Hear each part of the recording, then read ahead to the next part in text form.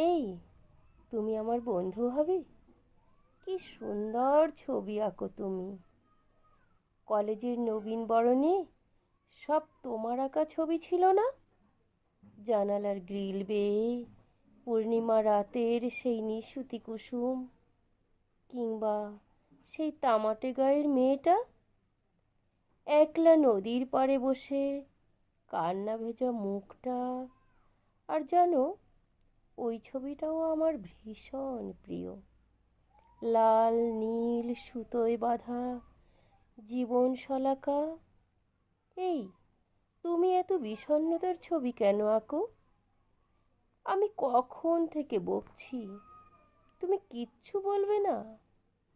হ্যাঁ, তবে একটা শর্ত আছে।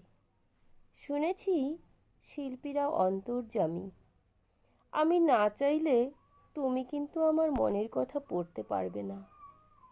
আর আমি না থাকলে অমনি আমার ব্যাগটি খুলে আমার ডায়েরি পড়া, হুম, ওটি চলবে না। ব্যাস এইটুকুই। বাড়ি, অন্যের জিনিসে না বলে হাত দিতে নেই। তোমার মা বাবা বলেনি বুঝি তোমায় কখনো?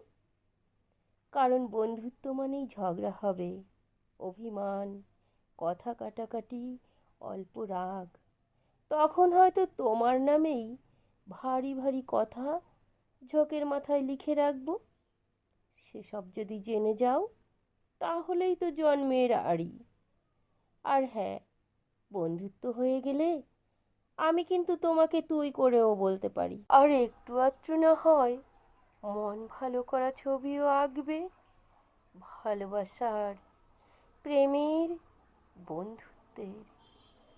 রাজি থাকো তো বলো, এখনই বন্ধু বানিয়ে ফেলি।